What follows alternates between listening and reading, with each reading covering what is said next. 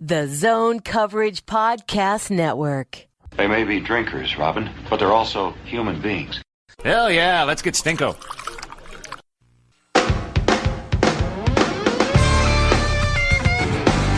This is the Giles and the Goalie podcast as part of the Zone Coverage Podcast Network.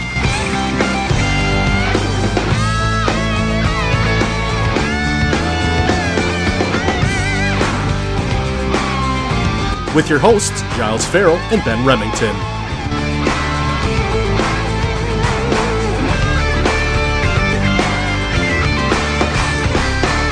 Welcome, Giles and the Goalie podcast. We're back. We're live. We made it, another trip around the sun, or as known as the Las Vegas Strip. I am your host, Giles Farrell. That over there is Ben Remington. Hello. And as I stated, we are back after a lovely and much-needed week off after our weekend trip to Las Vegas, which pretty much just sucked the life out of everyone who was there. Yeah, it's a common saying you need a vacation from your vacation. I've never felt that so hard as that trip to Vegas. Yeah, I had a day off in between coming back and going back to work, and even then, I still didn't start to feel normal until like 3 days later. Yeah, I will. I'll hand it to. Maybe I shouldn't hand it to your friends, but you guys like to drink a lot, like a lot. I've never met people so motivated to get absolutely destroyed at like 8 o'clock in the morning on their fourth day in a row of drinking. Hey, when in Rome. Yeah, I don't think we were in Rome. We were on another Vegas. planet. Yeah. We were in Paris. Sorry, I get my France institutions mixed up. Well, Rome isn't in France, but yeah. Quit ruining my joke. You could have said Europe, I guess. It's late. Cut me some slack. We're still recovering, damn it. Yeah, I'm also now battling a cold, so if you can't tell, my nasally voice becomes even more nasally.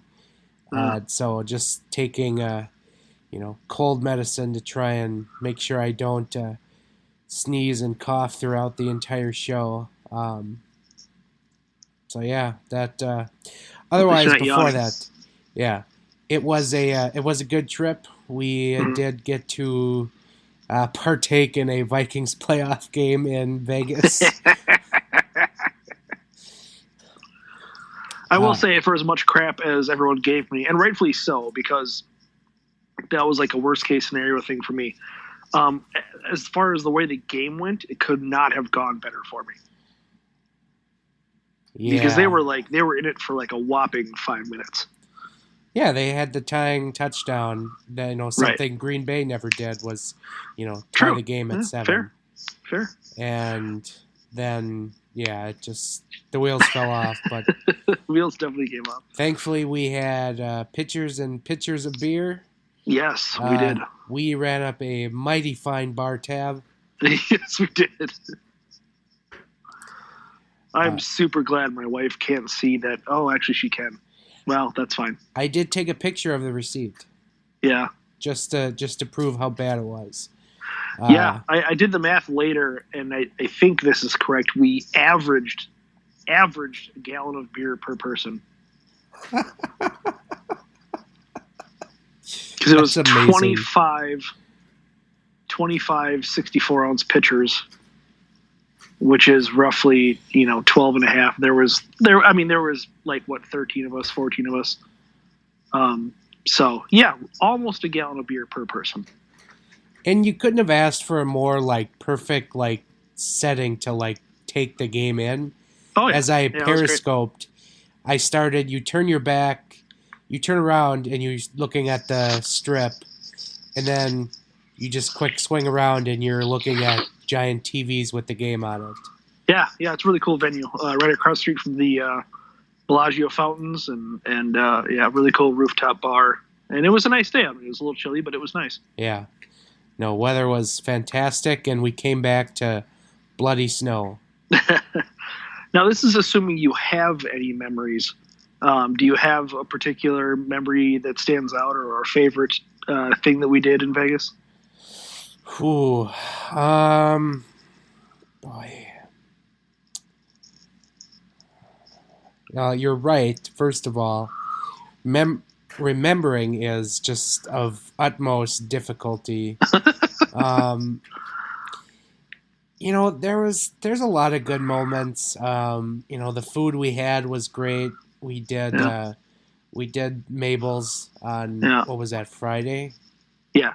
Yeah, which was great barbecue. Their old fashioned was top notch, if I might so add.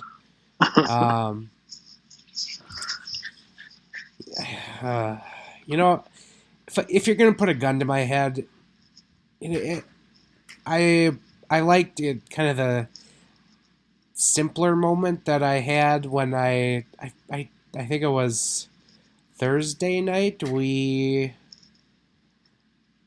and my bride to be, we snuck out to the Bellagio fountains, and we just kind of stood there. We just took in one of the fountain shows, and it was just us. So it was kind of just a nice, quick getaway before the crazy happened. I think that was that kind of solitude was probably something that I was missing the whole weekend, because I didn't come till later, and it was just pedal to the metal after that. So right, and then we did the high roller again, which just absolutely fantastic.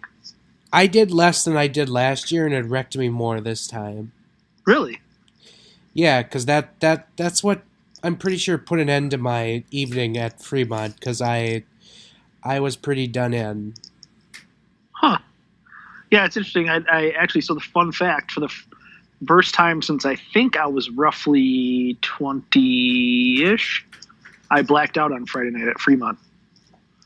I do not recall a solid half hour to hour of time. It came to later. I didn't pass out. I blacked out and then came back and then passed out.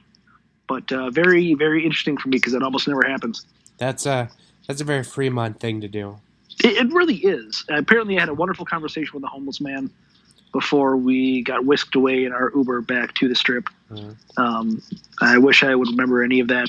But then again, if I could have, I probably wouldn't have had said conversation. So at least you willingly got in an Uber to leave there. I had to be put in an Uber to leave there. You did. I almost went with you.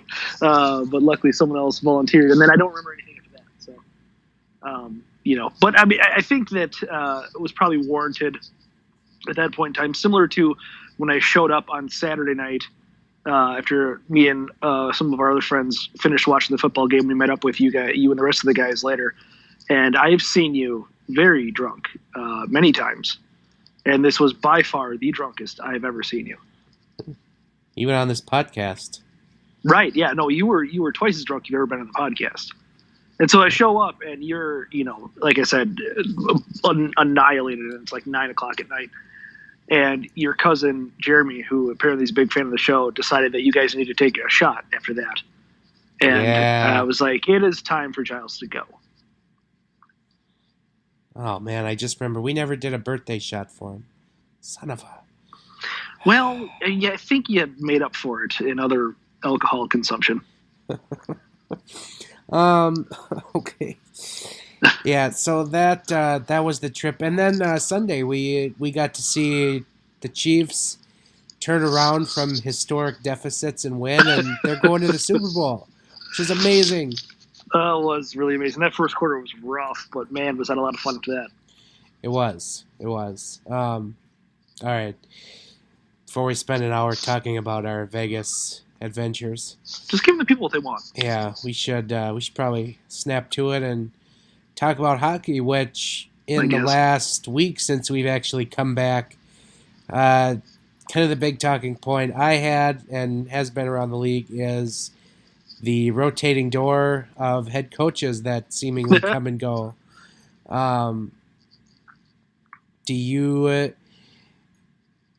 I guess my first question is, with all the coaching changes that are going on, do you have a change in stance on the Wild retaining Bruce Boudreau, or are you still maybe let's keep him around for a little bit longer?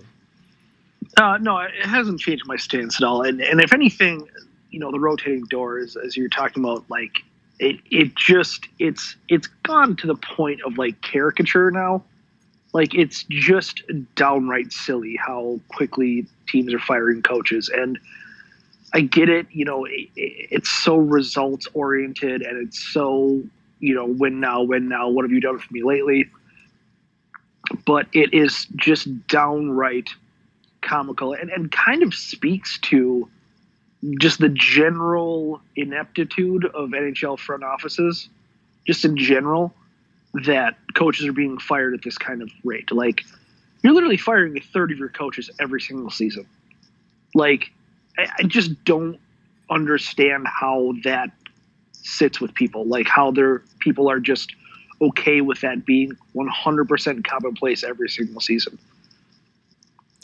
When the part that kills me is it's just you get a third of the league firing coaches, and it's just literally those same coaches who were fired. They just shuffle around to one of the openings. Like, when we come to my next question, like, I was doing a little bit of research before the show, shocking, and there's just, you just don't see, like, names pop up in coaching searches that are new. Right. And, like, I follow, other sports relatively, closely. Like, the NFL, they kind of rotate through head coaches a lot, but they also give new guys the opportunity to be head coaches a lot. Like, yeah. Unless you're a really good head coach, you don't see a lot of retreads. The NHL is the polar opposite of that. Mm. Whereas some guy finally breaks into the NHL as a head coach, and unless he has a massive bedwetting, he will get another job at minimum. Yeah. And you see some accounts out there talk about how there's only 35 qualified head coaches in the NHL. And after doing this research, that isn't even a joke tweet. That's a fact. No. Yeah. Yeah. No. And when guys are recycled, when Bruce has made his rounds and, Quenneville making the rounds, guys like that, you get it. Like you said, in the NFL, good coaches end up getting jobs again. We saw it with Ron Rivera got another job, which he deserved. And a guy like Gerard Gallant, who was just fired, he deserves another job. A guy like Peter Laviolette, he deserves another job. But then you get hires like, we've talked about this at work, hires like John Hines and Peter DeBoer. It's like, fired in the same season and then rehired, snatched up like they're some kind of Hall of Fame coach, waiting in the wings like Bruce Boudreau was from the Capitals to the Ducks. Then that's not the case at all. And it's just like, that just goes to show that carousel effect that you're talking about, and it's absolutely ridiculous. Yeah, and it's like you look at other coaching searches around the league, and you see other retreads like Guy Boucher and Mark Crawford hang around. It's like, really? This is what the collective groupthink can come up with is Bond villain Guy Boucher and Mark Crawford, whose last claim to success was the Canucks of the early 2000s. Like, give me a break. There's got to be some assistant coaches or minor league coaches just sitting out there waiting to come up into the NHL. Like, for crying out loud, Jared Bednar came out of nowhere from the AHL, 4 years ago? And, outside of having 2 days to prepare for an NHL head season,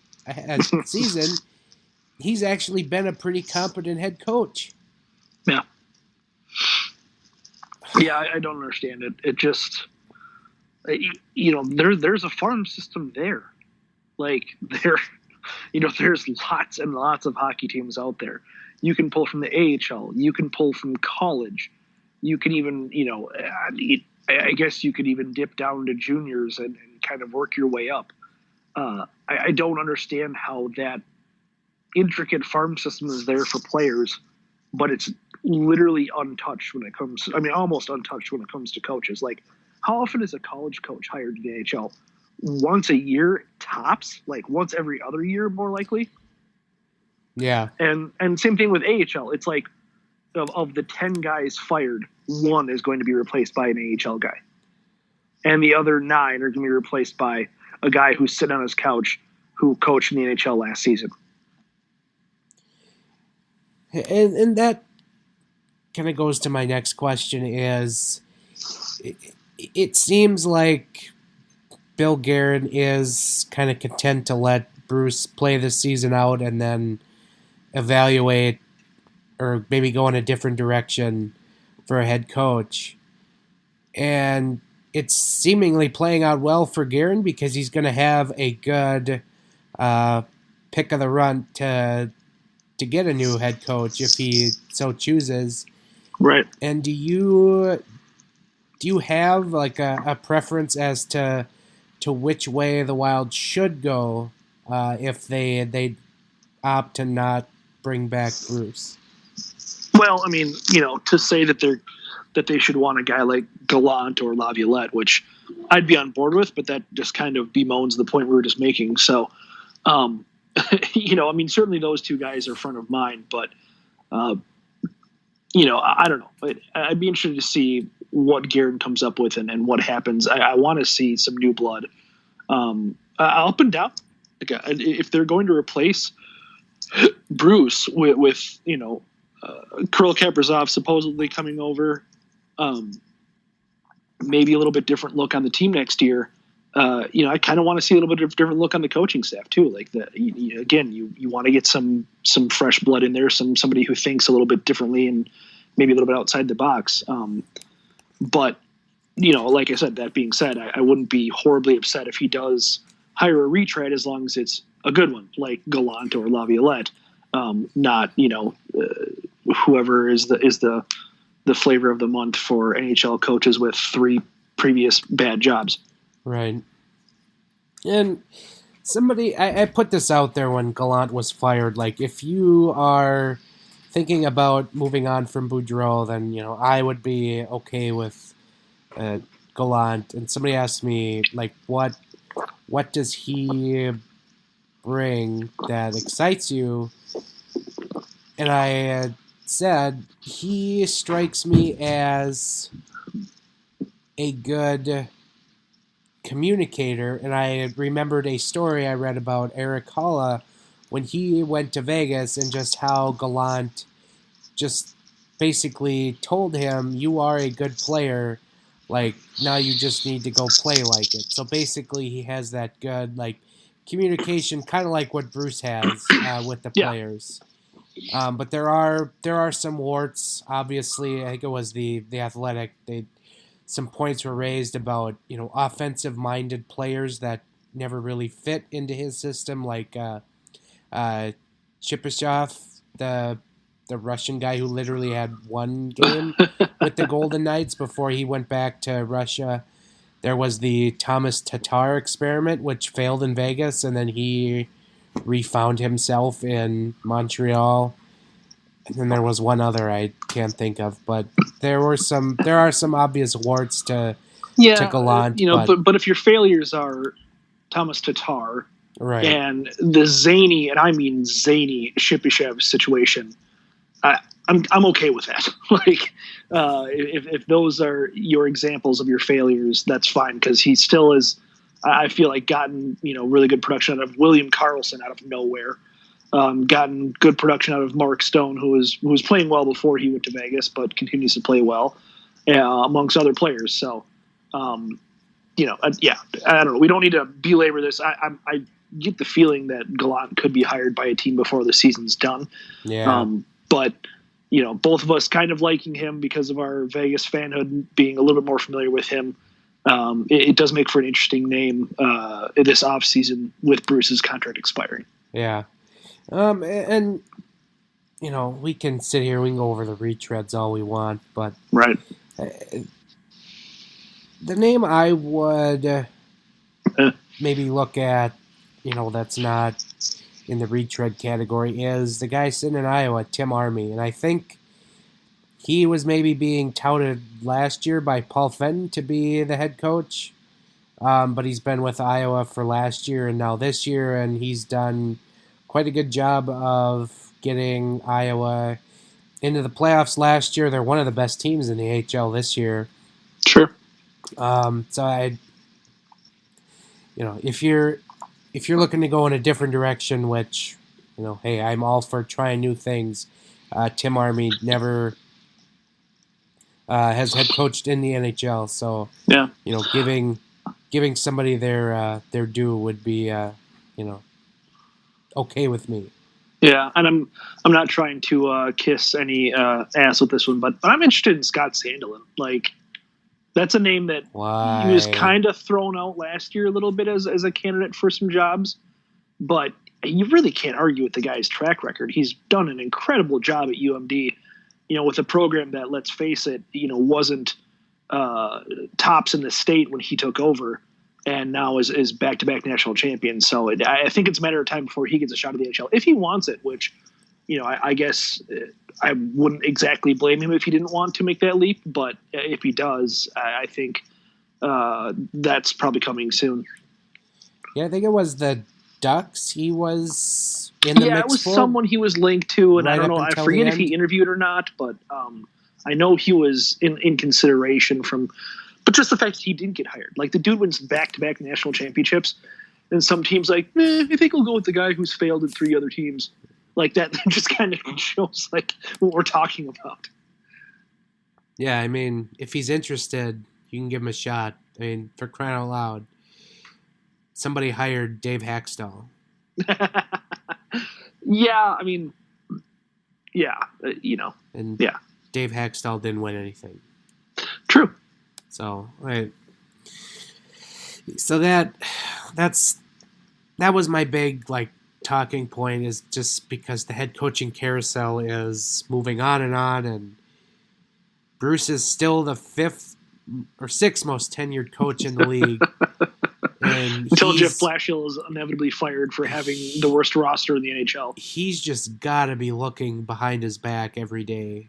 Just about. At this point, I mean, that team is so talentless. He's got to just not give a flying F. You know what I mean? Like, what are you going to do? Fire me? This team is put together to lose, so have at it. I mean, you're not wrong. I don't know. I feel like he still wants that one last kick at the can or kick at the cup. So yeah, yeah, it's fair. I don't think this is his last stop. Maybe I'm wrong, but I don't. Well, we know it's not going to be his last stop. It's the NHL. Right. You're never out of consideration for another job until you officially announce you're retired. Right. That's fair. I mean, I'm just waiting for Babcock's next team. Oh. I mean, even though that's scorched and salted earth. That's a PR he's nightmare. Still going to get another job.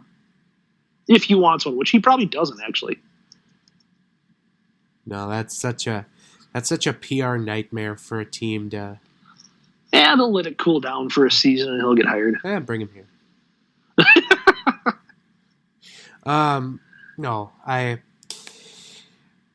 So head coaching, obviously something that is and will be continued to watch. Another thing that is coming up ever so quickly now is the trade deadline. Mm-hmm. And rumors abound with the Minnesota Wild. Obviously, your hockey insiders love to get the news flowing. But what do you have maybe right now? Do you have a stance on what the Wild should do? Buy, sell, do nothing? I've seen a lot of takes on why trading Jonas Brodin is a good idea, and I've always kind of been in that camp. I was so huge on giving Vegas Brodin instead of Tuck and Holla, but that's another story. So I'm big on that. I'm fine with them trading Marcus Foligno if they get the right price. I'm fine with them trading guys like Cunnin or Greenway if they get the right price. Certainly be disappointed to see Matt Dumba go, because not only because I like him as a player, but because it would be such a terrible sell low. That's such at a this sell point. low. And so I wouldn't like to see that unless the return is awesome. But I think in general, any trade, I'm not opposed to dealing any particular player.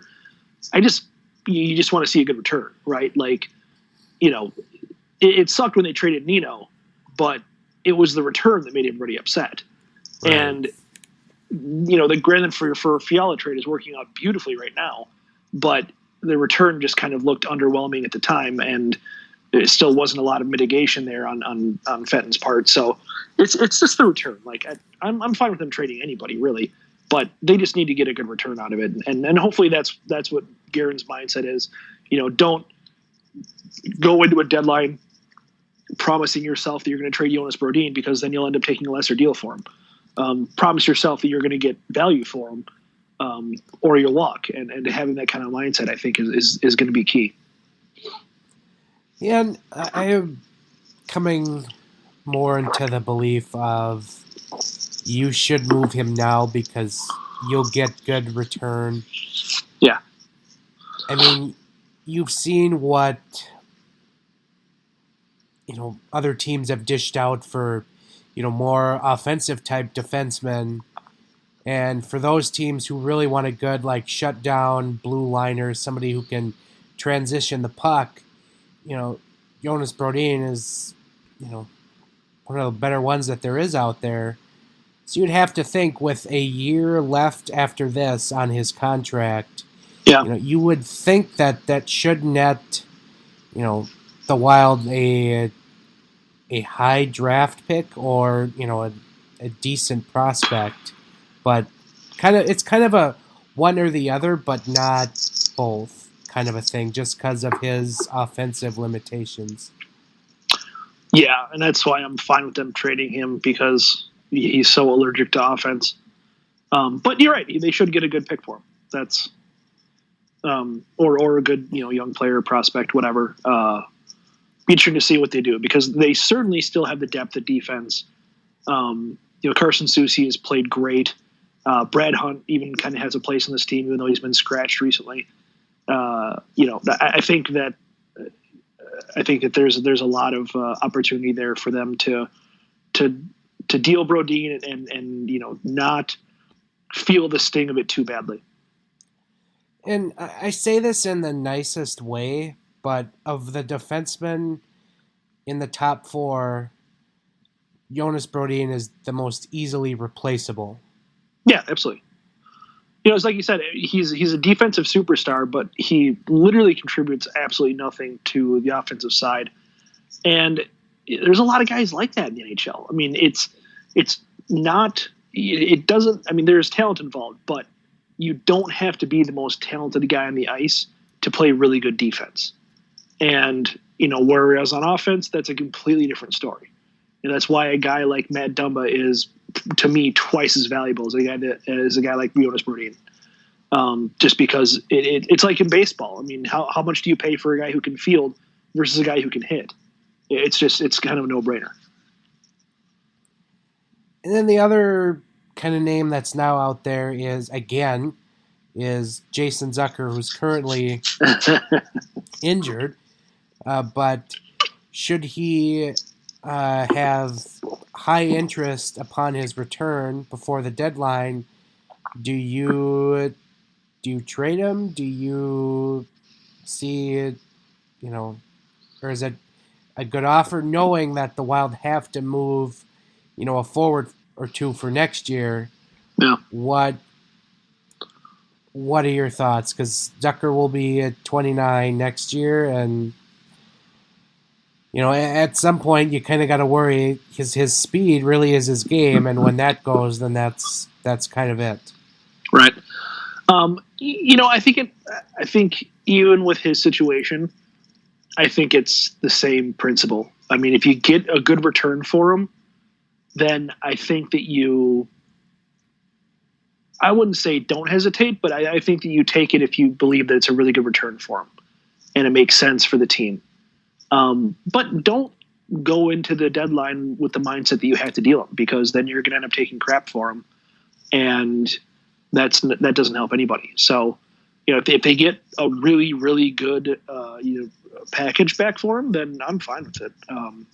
It has to be something that really wows a lot of folks, but it's better than just dealing them for whatever, just for the sake of dealing them. Like, Paul Fenton tried several times. Right. And the team I remember that being most big on getting Zucker was the Penguins, if I remember the report right, in which, first off, they already tried last summer. So if you're trading with the Penguins, then you absolutely are going to have to you're going to have to take some kind of money back, which frightens me. Yeah. Because, well, maybe you don't, because they have a lot of players on injured reserve. So yeah, they do.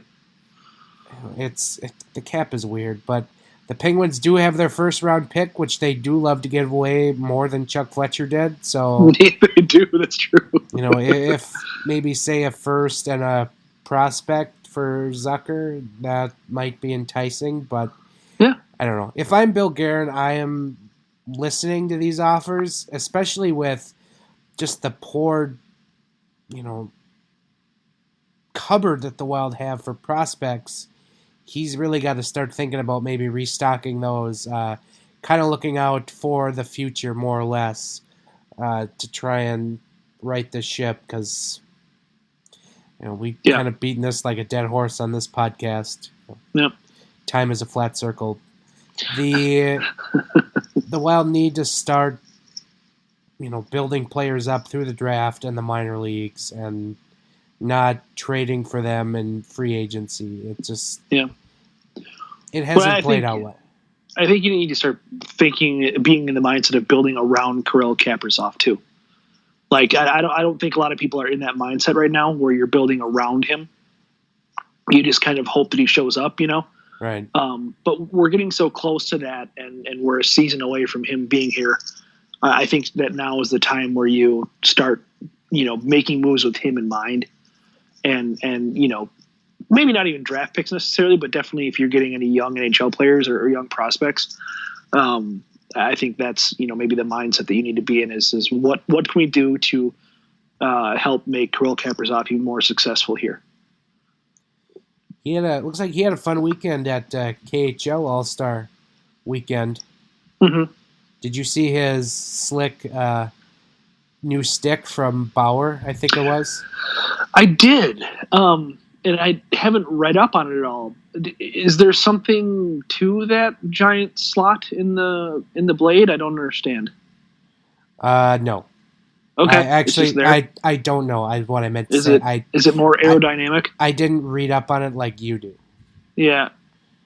I'm kind of an equipment nerd, but I didn't even read up on that stick. I just saw a picture of it and was like, what?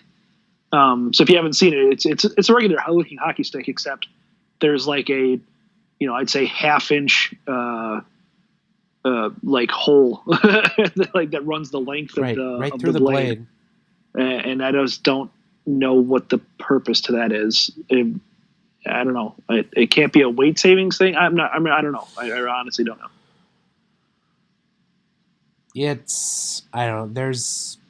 There's jokes just jumbled in there, and it's just not. Maybe it's like a donut where there's more surface area, so it fries better. Maybe it's also good for cooking, like a spatula kind of a thing. Yeah, it's like a slotted spoon. Lets you drain out that sauce. There you go. Boom. That's what it is. Slotted spoon stick.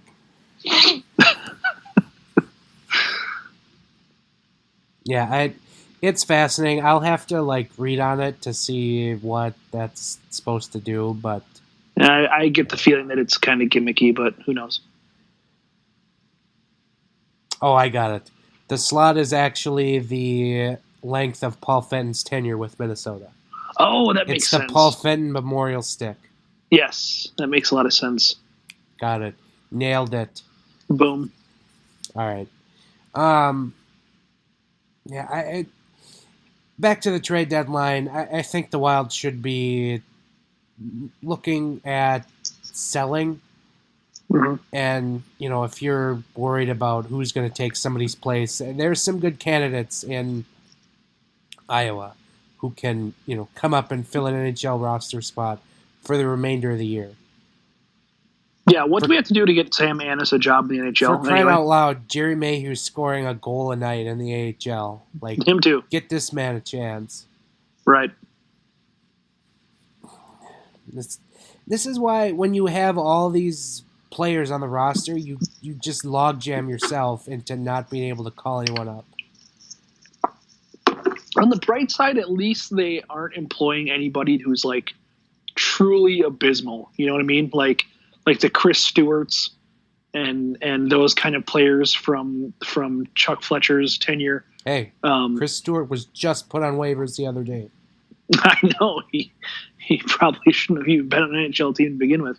But I don't know, the worst NHL or the worst forward on the Wild is Ryan Hartman, and I'm totally fine with that because he's totally a fourth line guy, and that's okay. It's not, we're running Stu Bickle out there every other night or other terrible players like that. So at least there's that.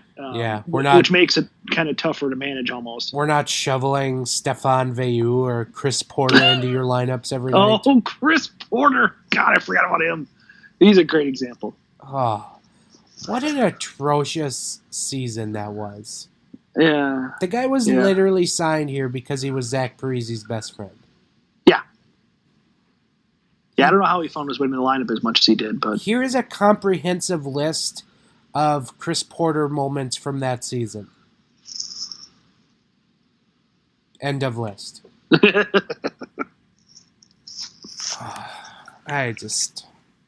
right, before I get too fired up, you got any other trade deadline thoughts? Anyone else you want to get rid of? No, not specifically. I think, to really fix, quote unquote, this team, I think you have to look at goaltending. But as we've seen in the history of the NHL, unless you're getting a giveaway from the Montreal Canadiens, that's literally impossible to do. It just doesn't happen in the NHL where they trade a goalie that's actually worth trading for. So I'd like to see something happen with that situation, but I really don't see anything happening with that situation. Yeah. Yeah, I am getting kind of settled in back to reality now that the bachelor party is over. I'm basically, I don't have anything on the calendar, so I'm really fully going back into hockey mode, and nothing gets you more amped than watching the lackluster Minnesota Wild to get back into hockey mode. So do you have any overall thoughts on the team? It's been a couple weeks since we've had an event session about them. In the interim, they managed to hit themselves a little swoon there. By official definition. We did hit DEFCON 1 with swoon season. Mm-hmm. Did we pick a name for this swoon? Well, see, earlier in the season, I had agreed that it was Swoon Nino, and that's probably fitting because the anniversary of his trade was this week. So I think we were going with Swoon Nino, but I'm very open to suggestions on that since the swoon is, I believe, technically ongoing if they lose again tonight, but over if they win. So I guess maybe we shouldn't bother. It was just Swoon Nino. Swoon Nino. Okay. Yeah. We should really make a list of all the swoons and their names for record purposes. I've done it every season, but it's been very fragmented, obviously. So right. Right. We'll have to go into the Hall of Records and dig that out. And But the Hall of Records was mysteriously blown away, Giles. yeah, weird. We haven't seen it since that tornado. All blew away. Yeah, God, it's you sit down, you try to watch the Wild, and it's like, okay, you know what you're gonna get, and then I go, okay, I'm gonna try to watch the other team to enhance my enjoyment. Yeah. And nope, the life just gets sucked out of the enjoyment of the other team. It's just like, it's just, for anyone out there who does watch the Wild every game, I absolutely applaud you. Like, I just, I try, and, I do for the most part. It's just painful. Yeah. I've resorted back to watching the Capitals again so I can remember what it feels like to enjoy watching hockey. Because you are ready to be hurt again? I absolutely love watching Ovechkin score 8 goals in 3 games. Sure. God, can you believe he's almost at 700 goals? Yeah. And I tweeted this the other day because that was his 141st, if I remember right, 141st multi-goal game in the league. Yeah, I did see that tweet. And by comparison, the Minnesota Wild have had 3 players who have scored 141 or more goals in their history. 3. Gaborik, Parise, and Koivu? Correct. Yeah. Oh. Yeah, that's frustrating. And I think What do you do? I think Tony said as a reply to that I think he has, it's either one more or one less hat trick than the entire franchise history of the Wild. Well, in fairness, his career didn't start that long after the Wild, but in unfairness, he is one player versus a franchise. They had a 5-year head start. Yeah. And he's lapped them. Yeah. Yep. Yeah, I mean, it illustrates very much how great he is and how sad this franchise is. What have we done for 20 years? We've watched mediocre hockey. I've wasted 2/3 of my life watching Batman Forever. Oh, actually, I'd trade in the watching the Wild for 20 years for Batman Forever. I'd still find more enjoyment out of that. Yeah, I mean, it's debatable, but yeah, I can see how you'd say that. To make our point, you're right. It's just Batman Forever for 20 years. It just, oh God, I don't know. Hell, yeah. So I don't have anything else to say. I don't really either. Did we get any questions in the mailbag, or are people just that fed up? I think people forgot we were still on the air. I think that's fair. When they thought we missed a week, they thought our funding was cut permanently. So, that's totally understandable. I would think the same thing. It felt like until 45 minutes ago that I'd no longer podcast anymore. Until 45 minutes ago. Right. So I get it. It just feels like a mirage at this point that we still do this.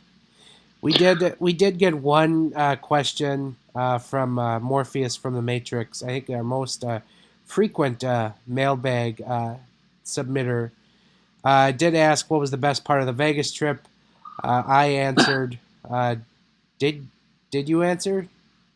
I guess not. I really enjoyed the high roller. I mean, I can't recommend that experience enough. It's really cool.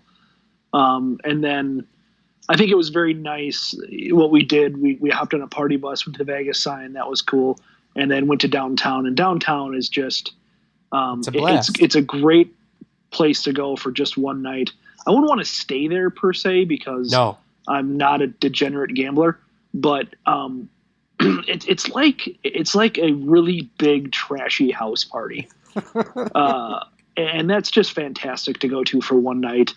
the Strip is lots of glitz and glam and lots of grandeur, and I love that. I love the Strip. I absolutely do. Hell yeah. But just one night of your weekend to go downtown and just, filth it up a little bit, that's a good time. Oh, okay. I will add into the record my second favorite part of the trip to classify behind the Bellagio fountains was the Sunday night, which was our last evening there. We were out walking around the different casinos in the Strip, and when we went through the Cosmopolitan, we stopped at one of the blackjack tables, and we sit down, and the dealer who was there originally, she went on her break after like I don't know 10-ish minutes, and so this new dealer comes in, and you can tell he's got this English accent, and so some of us have our Chiefs stuff on because the Chiefs had played earlier, so he starts asking us about the football, and we told him what we thought, and we asked him a question, and he goes, well, I don't really follow it that much. I just pay enough attention to ask people about it. And so one of my friends had asked, he says, well, by your accent, then that means you probably like the other kind of football. And then the guy goes, yep, I'm from Liverpool. And I could not have lit up any more than I did in that chair. Mm-hmm. And so we shot you-know-what about Liverpool for 20 minutes. Mm-hmm. And he also was a great dealer because he was like helping me, telling me what to do. And so I actually ended up winning money while he was at the table. And then it was just the biggest letdown when he had to be relieved. The lady came back. And then I was like, cash out. Yeah.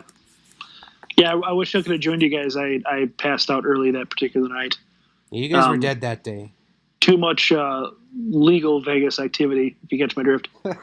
You shouldn't have spent the day with Babs. That was your own fault. I know. And Carol, those two guys. Between those two, I don't know what I was thinking trying to keep up with those two guys. Yeah, no. So that, another good Vegas one. Another question was, do you see any chance of Susie winning the Calder? No. Nope. As good as he's been, no. And also, he doesn't play on the East Coast. I think the Calder is a little bit more wide open this year. But yeah, Carson Soucy is as good of a year as he's having, and like I said, he's maybe the reason why you trade Jonas Brodin. Let's not go crazy. Right. He's still a third pair defenseman, Then the last question was, will Stalock be the number one goalie since Dubes is constantly essing the bed? Well, de facto, yes, but this is like when the Twins started Vance Worley in the season opener. That's what starting Alex Stalock every night is like. It's like starting the Vanimal. That's so perfect, it hurts. Isn't it? It's a great deep cut for Wild and Twins fans like ourselves. For the three people who are A, still listening, and B, follow the Twins enough, you will get that joke. I like to bring down my jokes to a level where only 5 people in the world find them funny. This is a Daniel Tosh bit that he does as well, where if I can just make those 5 people just absolutely wet themselves, then the joke was worth it. You're just getting warmed up for the Twins Daily Winter Meltdown. That too, yep. Got to start throwing those names around. No, we're not doing a podcast from there because we've retired that bit. Yeah, we didn't last time either. No, it's been a couple years. It's been a couple years. Yeah, last year I actually didn't even make the Meltdown. I was violently ill. I believe you didn't go either, right? No. Yeah, we both missed it. Funnily enough, after that incident from the Winter Meltdown where my computer was lost, I'm actually using that computer right now. Yeah. Well, I'm glad to hear that it rose from the dead. Yeah, it took a full calendar year for me to return to its corpse, and all I did was open it up, and away it went. All they had to do was bury it in the pet cemetery. Yep. So,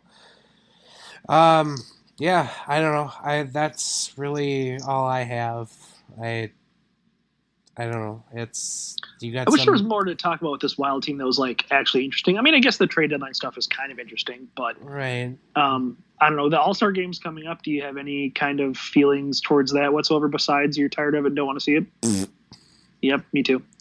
When I forget who I was talking to.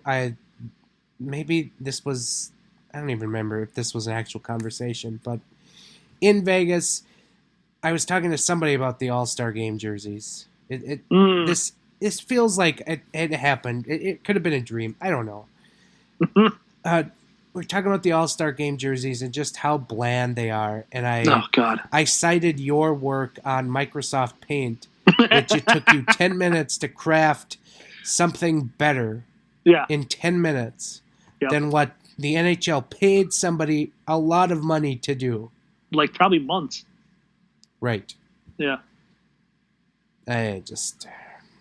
Yeah, no, I don't know. I maybe this is way over our heads but it just like making All-Star Game jerseys that just look like bad practice jerseys. I just don't get it. Yeah.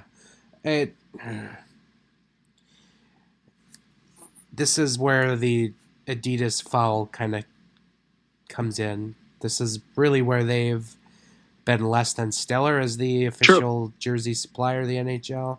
Yep. And oh my God. I can't.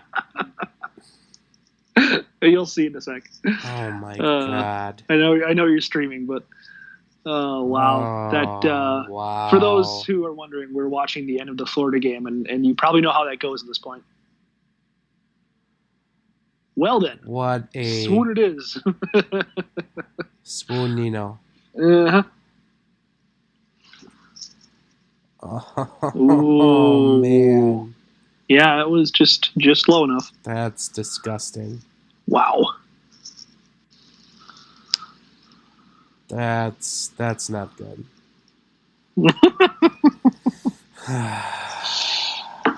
Fun stuff. So anyway, I feel like that's kind of a loss. I'm with you on the All-Star Game thing. It just, I don't know. I have not yet listened to our friends Joe and Tony discuss how they fix it on the Lockdown Wild podcast, but I'm looking forward to that because at this point, I mean, something has to be done. You can't just keep on trotting out the same crap. And I know they tried to refurbish it with the whole 3-on-3 tournament. That does nothing for me either. So I don't know. Something's got to change with that game.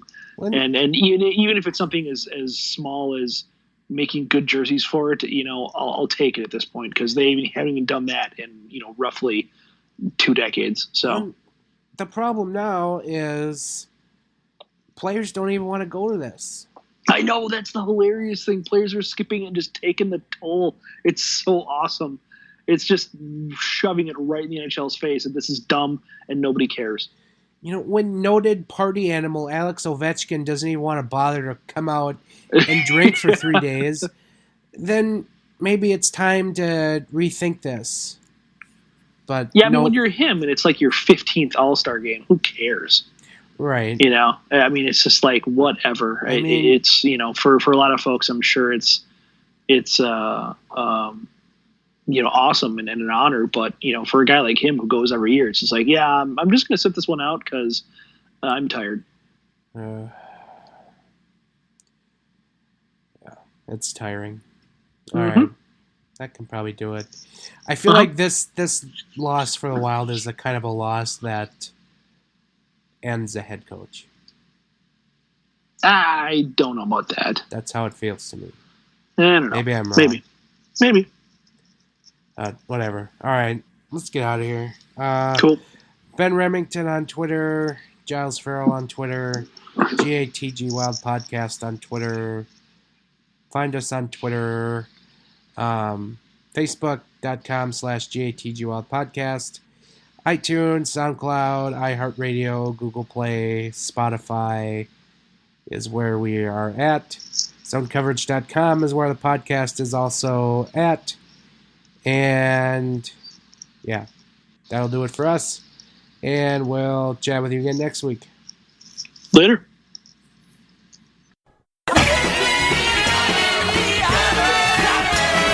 Thank you for listening to another episode of the Gill and the Goaltender podcast.